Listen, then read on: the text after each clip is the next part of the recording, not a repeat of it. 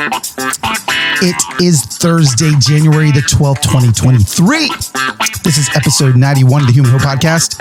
I am your host, Carlos Enrique with the Guzman Chabel Cabello, and I got one single question for you. Y'all ready for this? Here we go. Bounce. Yeah. We are back. We're starting week number 3 here in 2023. Oh, fam. Human Hope Familia.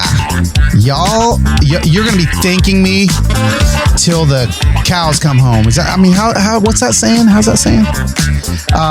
You're just going to be thanking me for today's conversation. Yes, conversation with more than just me. I mean, last week y'all got me.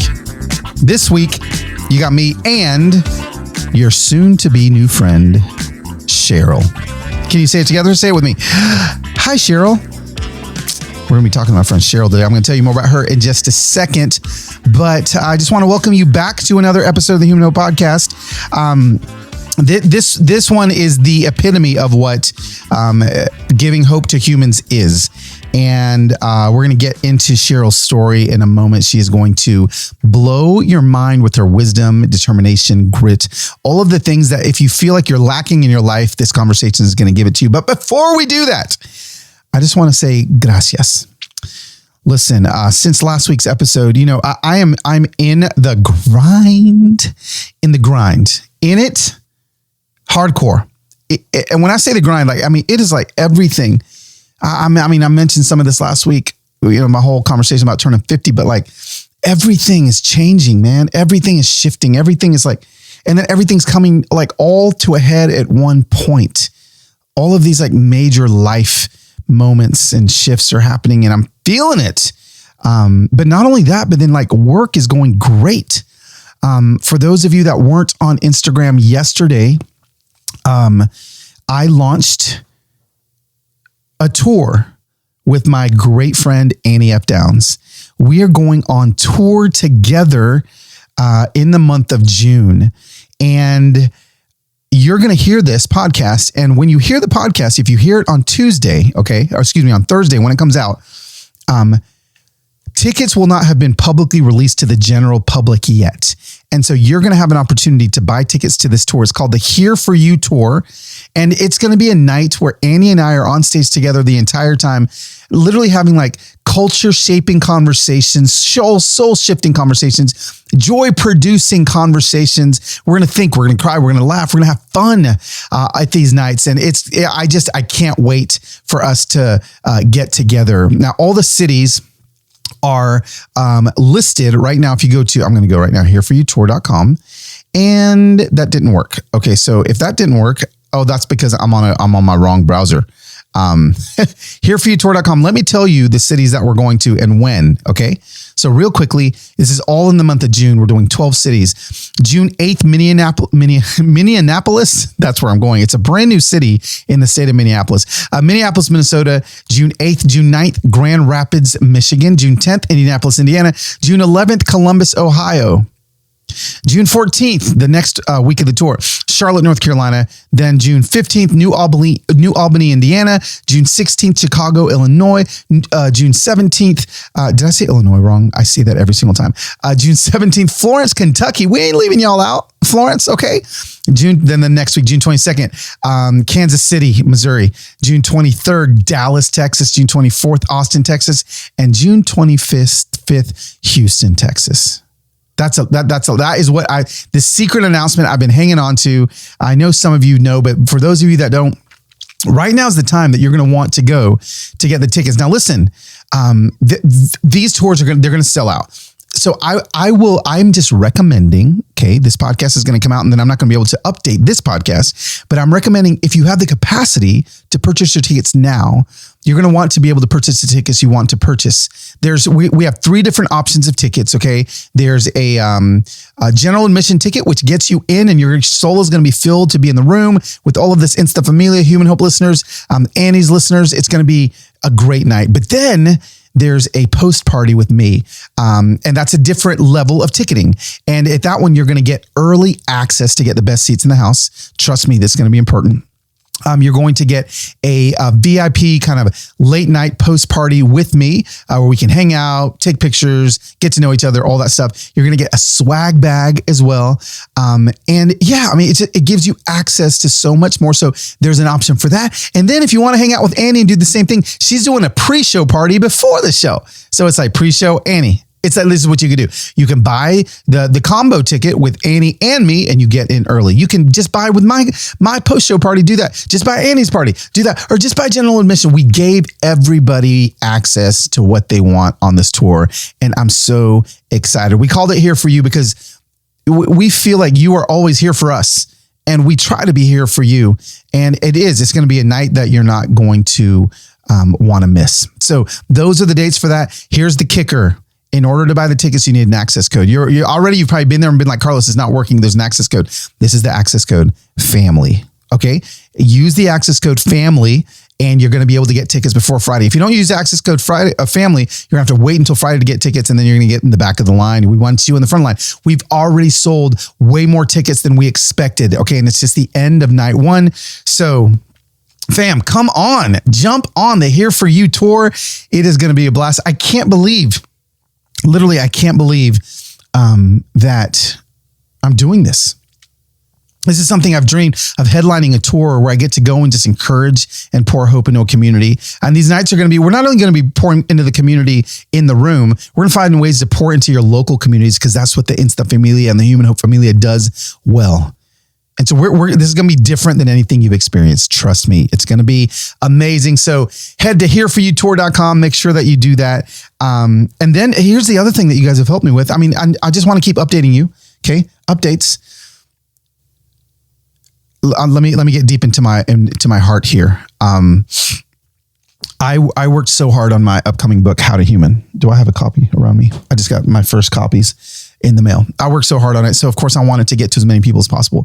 You guys have already purchased so many and pre-ordered. And I'm so grateful. Pre-orders give life to a book and allow the distributors and the retailers to order more books so that they can get them in front of more people. And this book, I worked really hard from the beginning or maybe the middle of November up until January, this last Saturday, right? January 7th or 6th or something, 8th. And I was so proud. We'd sold 2,050 books. Okay. That's a lot of books. Most books that don't sell more than 500 in the entirety of their life. Okay. And I've had books like that. See Moment Maker, my first book, didn't sell a lot. Sold a little more than 500, but not a lot. And I know how important pre-orders are. And so I said, Human Hope Family, will you help me? And I did we've got a live experience that's happening. We have a lot coming up. And the fact that we sold 2,050 pre-ordered books, my publisher they were freaking out. They were pumped. Here's the deal. Sunday morning, I woke up and announced that Sharon McMahon wrote the foreword. Okay. You heard it here. Sharon McMahon wrote the foreword. And also she read the foreword in my audiobook. And Sharon posted that on her story, along with about 7 other slides telling people to buy the book. Now, let me tell you where my heart was. I know what happens when Sharon tells her people to buy books. Like I just know. I know what happens when I tell my people in Familia to buy books. When I told my people in middle December to pre-order the book, we got like another bump of like 700 orders in 24 hours. And that pushed my book up to like number 400 overall on planet Earth. Okay. There's, I don't know how many hundreds of millions of books out there. It was number 400 and it was number 1 in all my categories. So I knew that when she did that, it had to have done it, but Amazon would not update the ranking. And so all day long, it just kept showing 13,000 is my rank, 14,000 at my rank. And I'm like, what is happening? And I was so frustrated because I was like, well, maybe nobody trusts Sharon to buy my book. Maybe nobody likes me. And then I had to enter into this space of like, do these numbers really matter to you, Carlos? More than like the fact that there's already 2,050 people that are going to hopefully have their lives changed because of what you have written. Where is your identity? And it was, I'm just going to be vulnerable for a second. It was a come to Jesus moment. And so after I prayed about it yesterday, so we're talking Wednesday, Tuesday, because I'm recording this on Wednesday. I felt like the Lord was like, stop, I'm going to put the book in the people's hands it needs to get put into. So I really kind of forgot about Sunday and sharing and all the things. I knew that people bought the books. I just didn't know how many. And then today I got an email from my publisher, my marketing girl, Rachel. She's been amazing over at Waterbrook.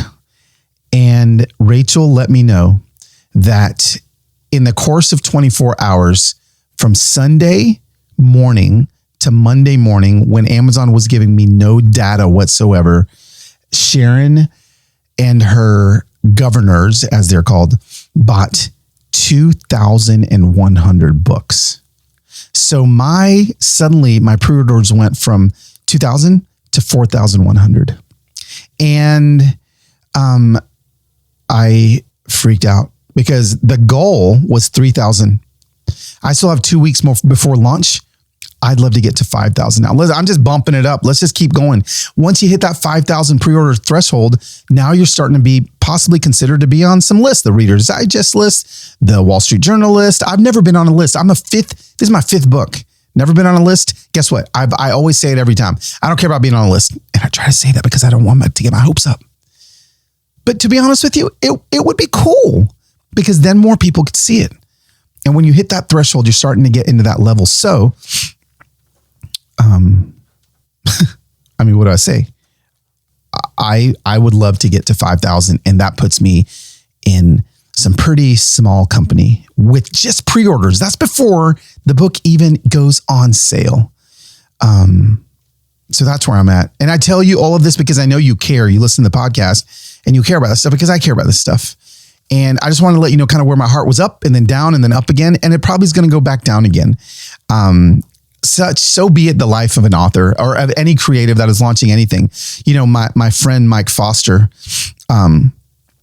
this intro was a lot longer than I wanted it to be, but I felt like you guys needed it, especially because some of you don't follow me on Instagram. You're not on the email list. And this is how I communicate with you. So I want you to get the story here before we get into the conversation. But my friend, Mike Foster, let's see, Mike Foster, I think is .tv maybe. Yeah. So my friend Mike posted something the day that I was crushed that Amazon wasn't updating my rankings. And let me tell you what he posted. Listen to this. This may be the end of the podcast for some of you. Some of you may have just come here to hear these words from my friend Mike, who is one of the most talented, creative thought leaders out there.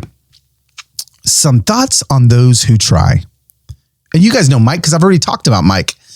Like I've used a lot of his content already about worry on this podcast. Mike just needs to be on here.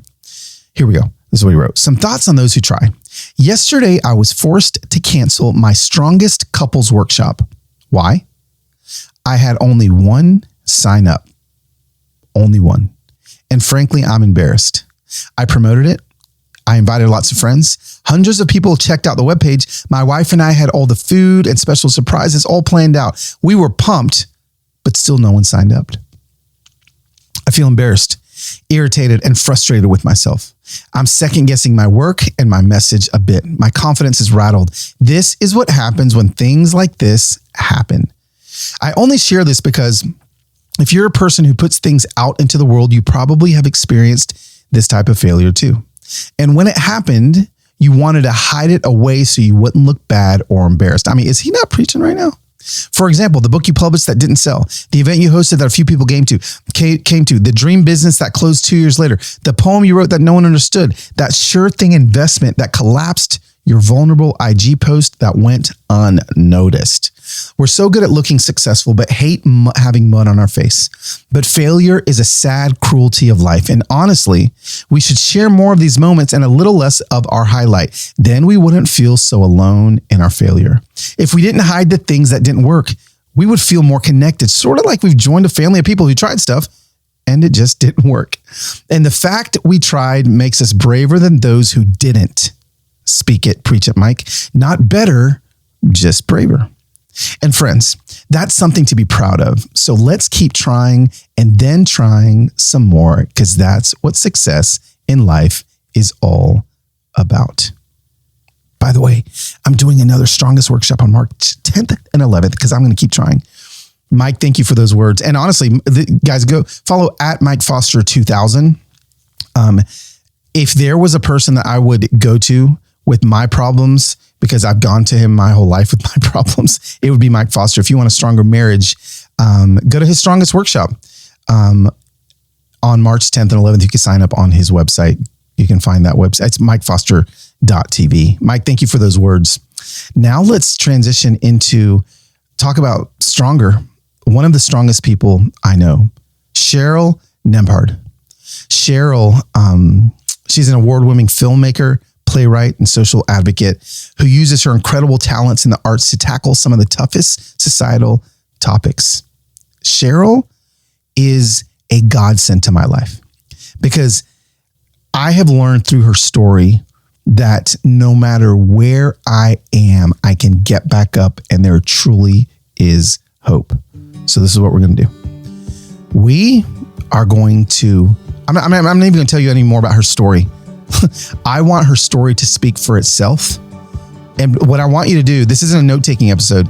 This is actually, I'm going to center myself to hear the story of a woman that had nothing to live for, but then decided to live.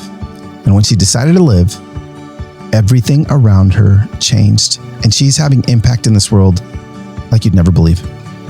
Ladies and gentlemen, my friend, former gang member, former homeless, but now living a life of purpose and passion, Cheryl Nembhard.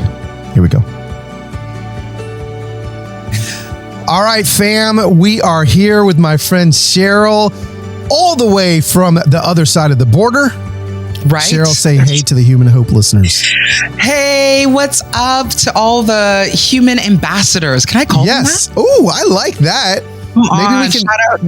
We can make some badges that say human ambassador. I love it. Shout out to the human ambassadors all the way from Canada. All the way from Canada. Cheryl, why don't you go ahead and just from your own words, let us kind of know where you're at in your story right now, meaning, what are you doing with your life? Like, I'm inspired by you every single day, be it through your podcast or TV show or Instagram or all the things, but you do a lot. Why don't you let us know a little bit about what it is that you do?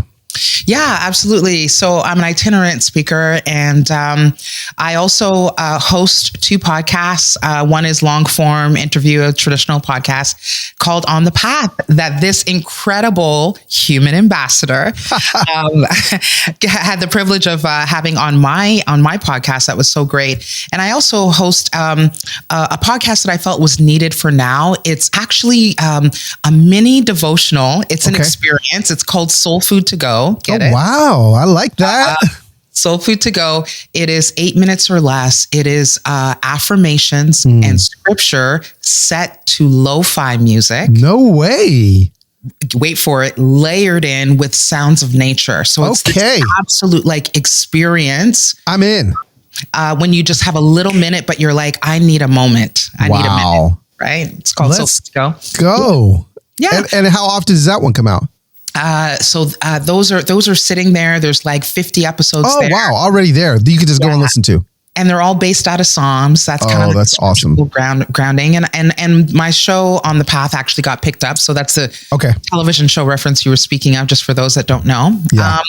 But I think I want to just say the other thing that I do that I'm really excited about is that I'm executive director for Women Speaker Collective. I just wanted to give a shout out to them. This is a global network of thousands of women who have decided that the time for silencing and being marginalized or being told that our call is not good and holy. Right. That season is over. And it's over. We're done, y'all. So it's just like women in the front line, and it's unbelievable just what God's doing. It's just taking off, and it's global. So we're thankful. I love it.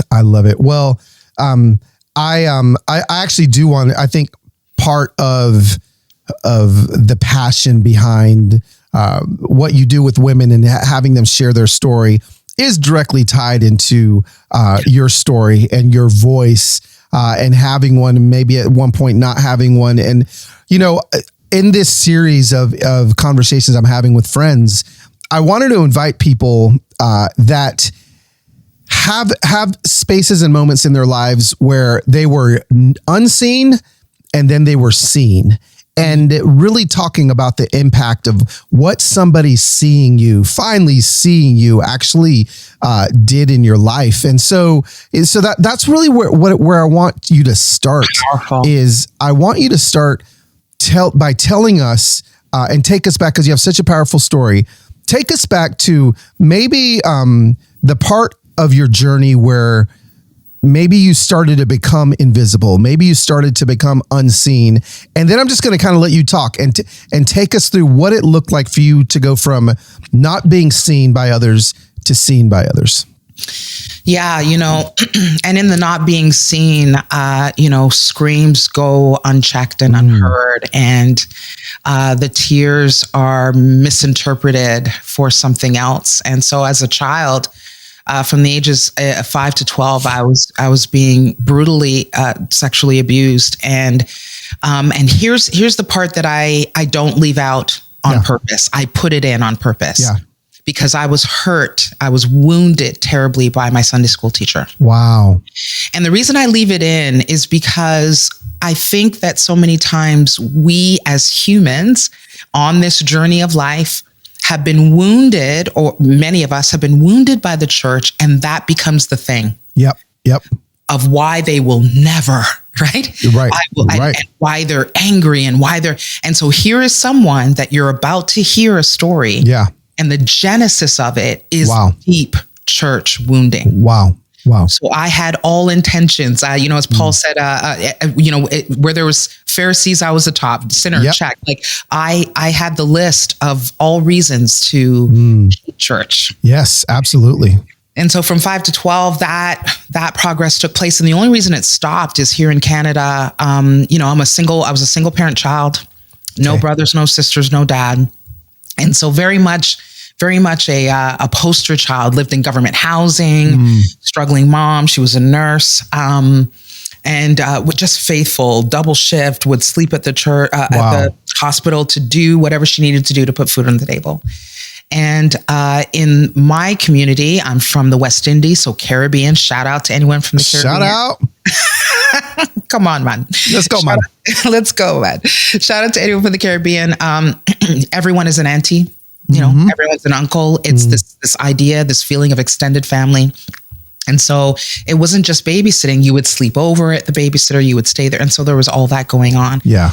And the only reason that horrible moment stopped for me was because here in Canada, legally at 12, you can stay by yourself. And so that was major safety to my mom. But at about 11 and a half, I had summed up the bravery. And this is that moment that so many of us are scraping and kicking to be seen. Yes. To be heard. And sometimes that motion, that journey to be heard takes a lot to get there. And for some, it's just like a divine moment. For me, I was scraping and screaming to be heard. Yeah. And my cries were just unnoticed. I summed up the bravery to tell my mom of what was going on. It was one of those typical nights. At 11 and a half. 11 and a half. So I'll just take you back 11 and a half. I'm being packed up, like grab your stuff, grab this, grab your, we're going to so-and-so's house. I have a night shift I need to get ready for. So I knew it was an overnight. Yeah. And I had just, when you've just hit the wall. It was the straw that broke my back. And I literally had a meltdown, a fit. I was screaming, crying. It was unlike anything. It was so outside of my character. But so many times people don't want to see the soul of the person. They just look at this behavior that is seemingly right. And that's all they can see. So my mom just saw I was being disobedient, and I was all the negative things. I was causing trouble, whatever. I finally told her what was going on and tried to explain why I was hyperventilating and did not want to go.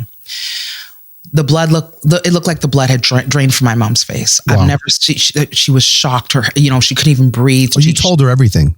I told her everything I could in between, like gasping breaths of why I didn't want to go and what they were doing to me.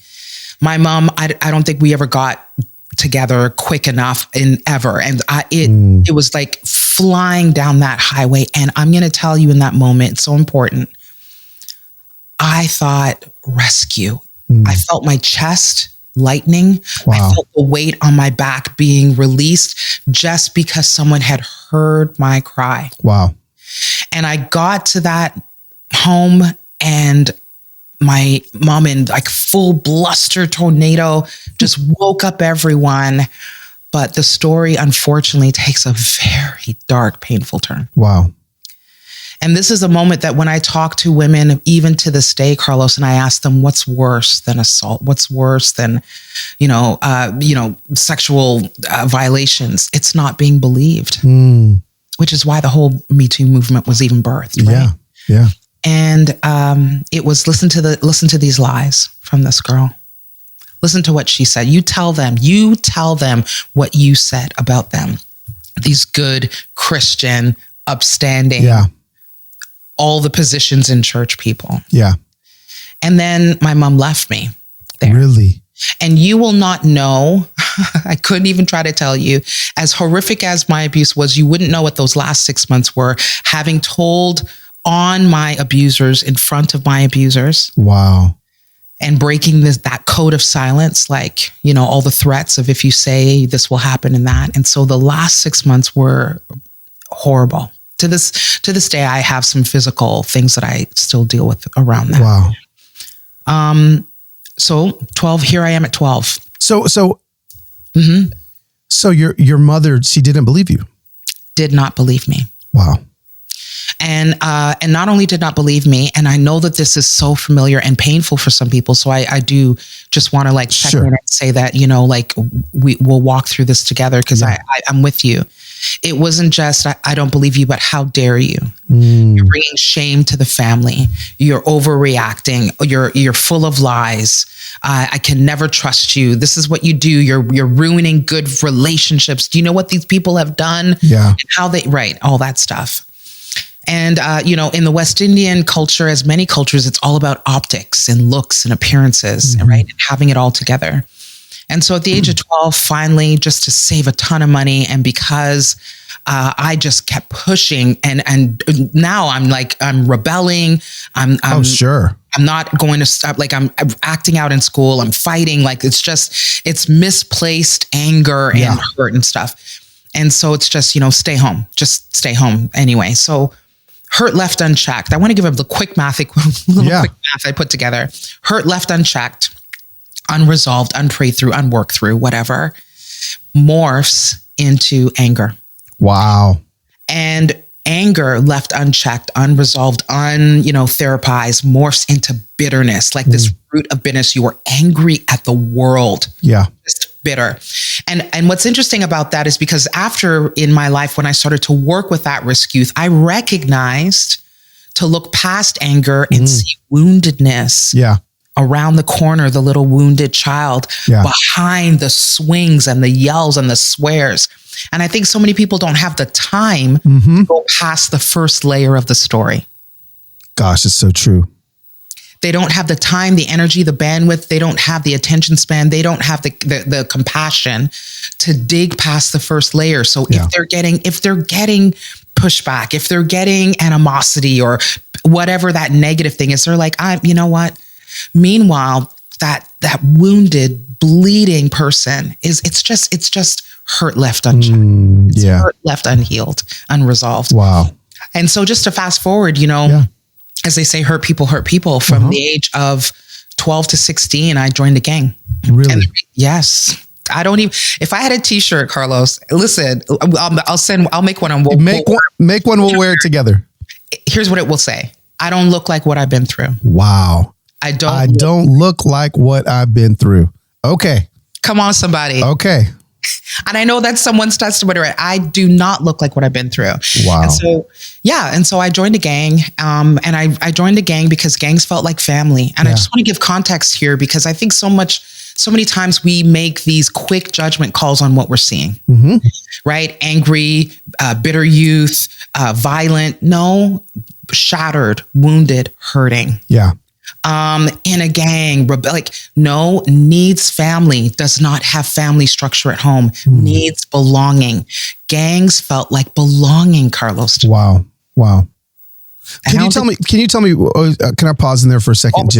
Just for, remember where we're at, but just for context for somebody that's like, okay, I don't even know what that means. Like a gang, like I've only seen a gang in a movie maybe, or like are at 12 years old or 13 years old, like how does one even become a member of a gang?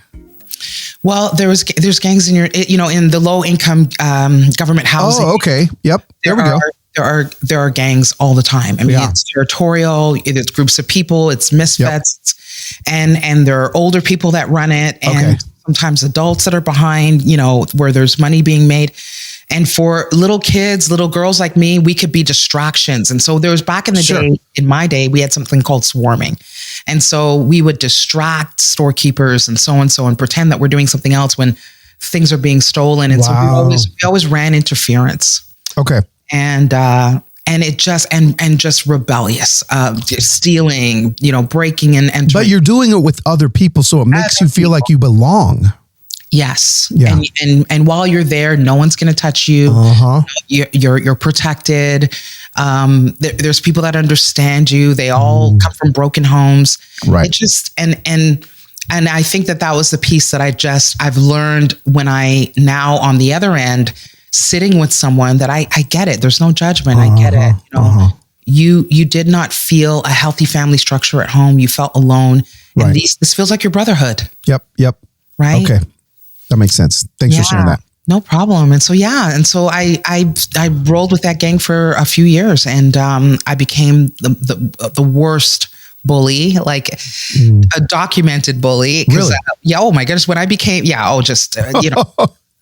kicked out and suspended and all the things. But what's funny is after years in ministry, fast forward, now I won't lose my spot. Sure.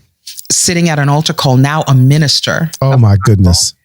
And opening my arms, true story, at an altar call to receive a young girl that's coming up, because I do all this ministry. Yeah. She doesn't want to come to me.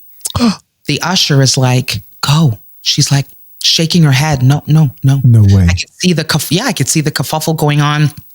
So I'm smiling, bands playing, big song, right? It's a big moment. Come on. Worship, everything's slowing down. And I'm like, come on. And I've never seen it. I will never forget this moment. And she's in my church today. So and so she came up and she was like, you don't remember me, do you? And I was like, hi, no, God loves you. She was like, you were my bully for all of high. Yeah. Oh man. Wow. That's so many of those. Anyways, but here we are. Yes. Wow. Here we are. Wow. That's amazing. Here we are, right? On the other side of being seen by God. And seen by others. And so at 16, unfortunately, some male members of the gang turned on me. There was an incident that happened, and I unfortunately was assaulted by some members of the gang. And that sent me into a spiral. My mom had found me and took me to the hospital, and I was there for a day or two. And unfortunately, in a toxic relationship that I had with her, that that God has healed in a good measure. I mean, we're not doing each other's hair and braiding and watching Gilmore's, but we're healed. But it was, you brought this on. This is your fault. It was that unfortunate situation. And again, feeling that woundedness of not being believed. And so at 16, I just kind of snapped.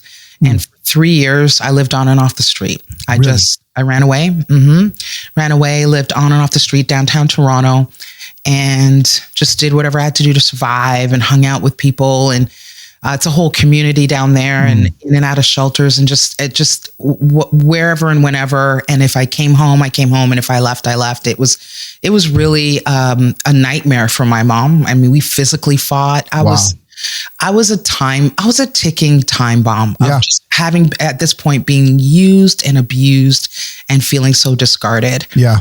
And around 19 years old, a street evangelist named Christos, unbelievable, still know him till this day, saw me and looked past the wound, looked past the anger, looked past the pushback, looked past what I was wearing, what I was doing, where I was, and saw a human. Wow. Saw a soul that was just broken, and literally spent almost 6 months just talking to me. Just a hot chocolate, a donut. After would be like, hey, do you need $20?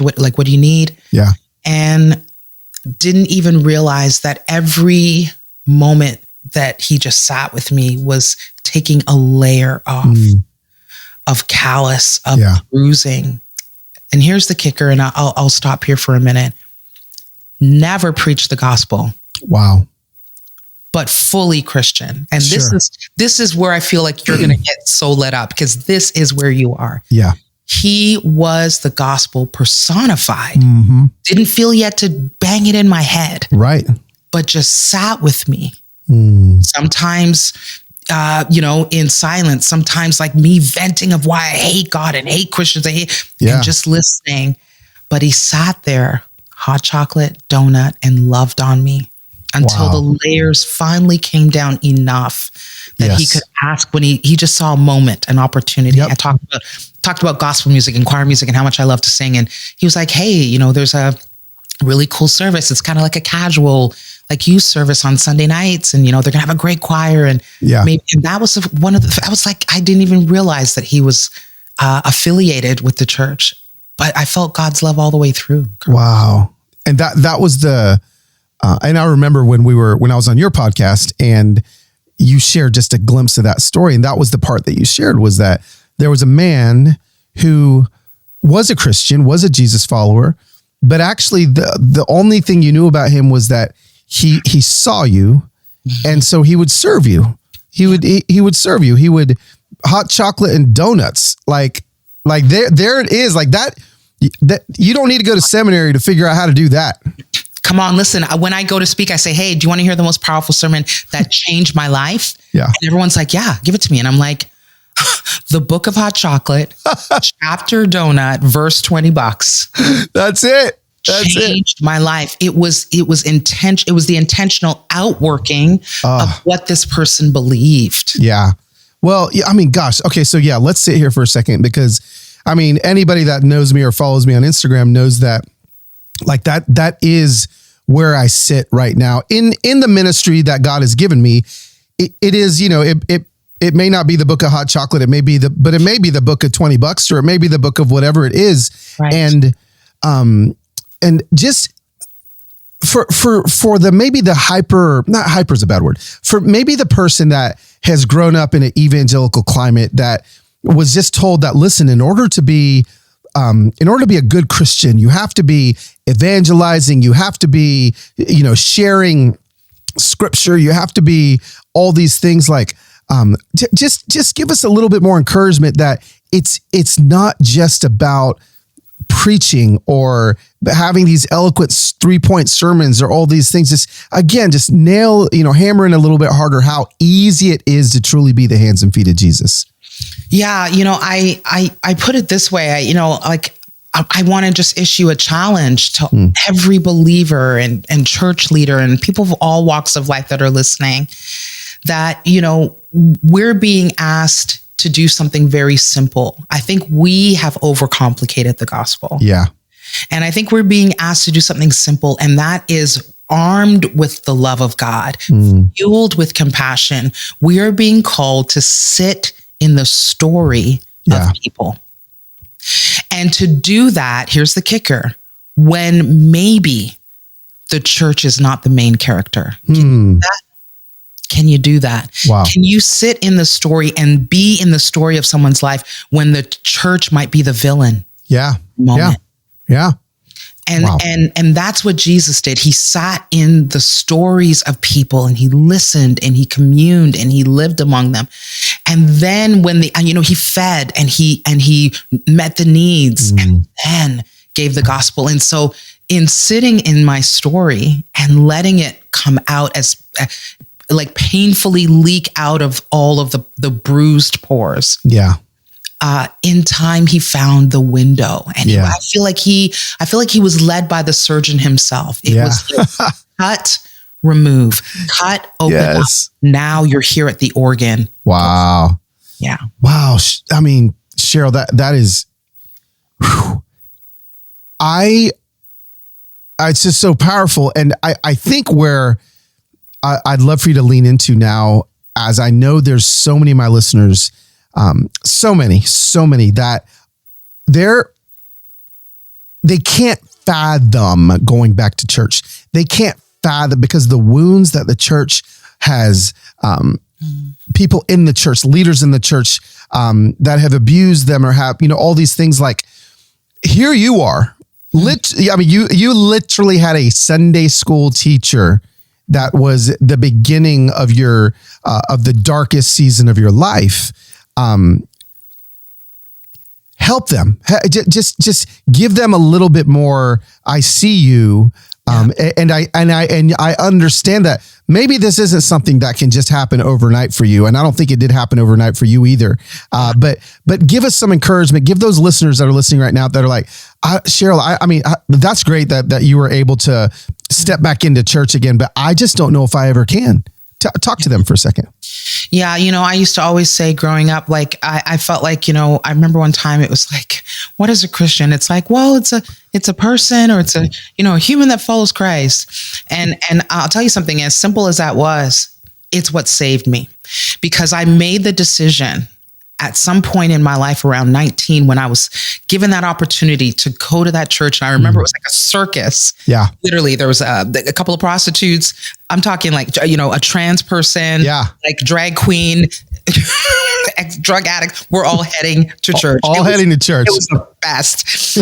Sunday night service, youth service. And there we were, and this divine life-changing encounter. And I had a choice to make. And the choice I made saved my life. I separated the Christ from the Ian part. Wow. From the human part. Like the human that follows Christ. I separated that. And I realized that what has happened to me, and I feel like this is just for someone to get a hold of it, is not a reflection of who God is. Wow. It is a reflection of who man is. Yes. And in Christianity, I had to separate the Christ from all of it. Yeah. And say, is what happened to me a direct reflection of this person I know, who loves and cares and is forever gracious, kind, forgiving, merciful? No. So we are flawed. We are messed up. We are jacked up. We screw it up. We mess it up. I tell you, we are false advertisers. Of this thing called the gospel. Okay. Yes. I mean, if there was lawsuits to be handed out, we would all get them. Wow. But what saved me was separating and I still separate in my heart. Yeah. Even though I'm physically among the people, when things happen, because church is if we understand that church is a hospital, right? It's filled with sick people. Yeah. Sick people make mistakes. Yeah. Sick people drop stuff. They fall off the bed. They mess up stuff. They're loud. They're noisy. Like, it's just, they don't get it right all the time. Yeah. But I had to separate and say, I serve a God who is compassionate, loving, merciful, and kind. Yeah. And in community, I am surrounded with some pretty messed up sick people. Wow. Who get it sometimes. Yeah. Yeah. No, that's good. And it's so true. And I'm one of those as well. Like, people that listen to my podcast know that, like, I go to a large evangelical church here in Nashville, Tennessee, in the South, in the Bible Belt of America. I run camera number 5 on, and a lot of people tell me all the time, Carlos, you're the last Christian that I follow on Instagram. You're the last, because they have been so wounded. But my story, although different, is is one of realizing and getting to the point that Christian, you're right. I love that. Chop the IAN off of Christ and focused on the Christ. Just focus on him and let him be the restorer and let him be the one that brings you back to where you need to be. So that's just so powerful. Thanks for sharing that. Yeah. So good. Yeah. We cling to the Christ of Christianity, but we take a beat from all the other things. Yeah. Take a beat. No, I love that. Be human who you were, see humans. Talk about where and how you finally found that freedom. The last step is free humans, right? And so how is it that even now, as you're successful, beautiful, all these things are coming to you, it's not like all your problems went away. It's not like you're just living this happy-go-lucky life now, and like you still have to choose to find freedom every single day. So talk to us a little bit about how you stay free in your humanity, how you stay free in spite of all of the drama and trauma that's going to continue to try to oppress you. What are some keys that you're finding on staying free as a human? Yeah. One of the biggest things, I think, number one at the top of the list is I have learned to develop a rhythm of forgiveness. Wow. A constant flowing rhythm of forgiveness. I have to allow it to flow off my back. If I held on to every wound, big and small, every mistake, every offense, it would weigh me down so heavily that I would be lying to myself trying to navigate, this thing called life. I've as I have been forgiven of drug addiction, of living on the streets, of, I've done it all. I mean, if you asked, just think about it. Yes. Yeah. And so I, who have been forgiven of all of that, I must forgive. So it has been this incredible healing thing. I want you to imagine the wounds and the mistakes of others. Instead of them being this heavy hammer that breaks bones and shatters, Carlos, imagine that it's now water. Wow. Imagine it's water. I dare you to try to hold on to water and to keep it. Yeah. You can't do it. You can't. You can hold it for a minute, but eventually it'll slip through. Yeah. Because we're not meant to hold on to woundedness. We're not meant to hold on to the things that have happened to us at 10, at 17, at 20. I feel like right now, even in this moment, you are being asked again by that pricking of your heart to let it go. You are holding people hostage, but at the end of the day, you're the prisoner. Yeah. We are the prisoner. We hold someone else hostage, but what we've done is we've locked ourselves into a prison of bitterness, of resentment, and they become the gatekeepers. Wow. A rhythm of forgiveness. That is, put that on a t-shirt too. So that can be on the second t-shirt that we make together. And you know what we'll say? We'll say, I am flowing in a rhythm of forgiveness. Oh, let's go. Have you ever done, I mean, you're a communicator. Have you ever actually given an example with water in your hands? The whole time you're talking, I'm imagining wow, that is powerful. Like you can only hold water for so long, and then you're going to have, it's going to get out. Right. Right. But we're so desperate to hold on to things. We have to, because we need evidence to prove why we're being bitter and angry. But at the end of the day, literally that thing is gone. It's just remnants that are left, but we are the ones stuck. Yes. Oh, that is so good. I thank you for sharing that. I mean, that's a very powerful story. I'm a big believer that testimony is much more powerful than a sermon. And, you just preached 1,000 sermons to a lot of people that are listening right now. Let's for just a second, as we close the conversation, I'd love for you to talk about, just a little bit about what you do with helping and coaching women tell their story and communicate. And I just think this is it's one of the coolest things that I know that you and our friend Danielle and, are a part of. My listenership is probably 80% females. And so, let's help them for a second, with what it is that you guys do. Absolutely. And with your permission, please. I have a ministry that I feel would be really vital right now. May I just share it? Okay. So I run a 10-week emotional healing and soul care program. Yes. For people who are recovering from trauma, woundedness, especially around church hurt. Yeah. It's called the Lighthouse Project. Okay. Yes, you can find it. How? You can find it at lighthousecourse.com. Literally. Okay. lighthousecourse.com. Awesome. And it will walk you through from self-identity, forgiveness, release, compassion, the self-talk that we give ourselves, how we numb ourselves to pain, how to recognize when we are checking out, going on autopilot, or when we have become hyper vigilant and oversensitive to what's going on. It's just so good. It's been literally passed through Christian therapists and psychologists and pastors. It's a video series. You can do it in the comfort of your home. So I'm literally on the website right now as you were talking. I'm like, Lord, this is awesome. So yeah, everybody head over to that. That would be amazing. You can see all the weeks there in the. I see it right now. I mean, like, listen, podcast listeners, if Cheryl is resonating with you, at least go see what it is that she's doing. I think it's amazing. Yeah. And with Women Speaker Collective, if you're a female and you feel like God is calling you to tell your story, to speak, to lead, to teach, to step up to the plate in some way, we're an incredible organization of support. womenspeakercollective.com. Check it out.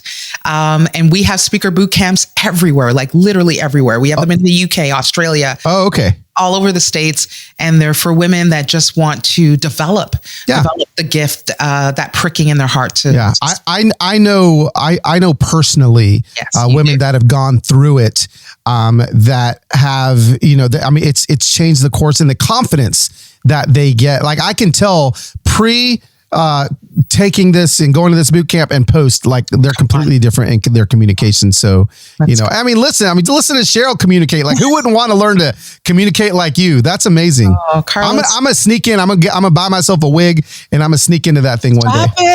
Stop it. No, you did it. Oh, I love it. I love Carlos, it. I love it. And, I just want to thank you for having me on, but I just feel like you're always so good for rallying. I just want to issue just a personal challenge for all of us listening, especially around, this beginning of the year, end of the year, going into the, just be willing to sit beside someone's story. Yes. That's it. And cut and allow the layers to fall off and be willing to stay as they do. Don't judge by those first 2 or 3 layers. So important. Cheryl, thank you so much for sharing all this. I literally am about to go bust through a brick wall right now. Like, I'm so pumped and hyped. Like, this is amazing. Thank you for being on the podcast. I really appreciate you. Thank you. Wow. What'd I say? Exactly what we needed today. Cheryl, thank you for going first.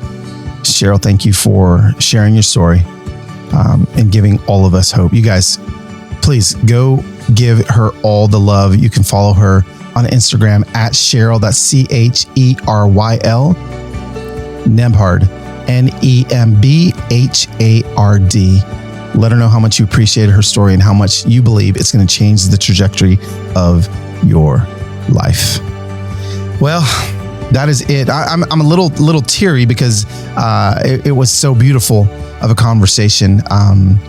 But we got to go. We got to do this. So, we got to queue up Dr. Delight himself. Y'all ready?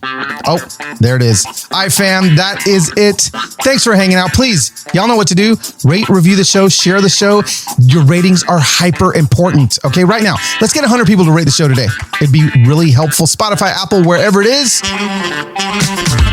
All right, the beat dropped. We will see you next week on another episode of the Human Hope Podcast. My name is Carlos Enrique Guzman Chibao Cabello, and I am here for you. See you out on tour.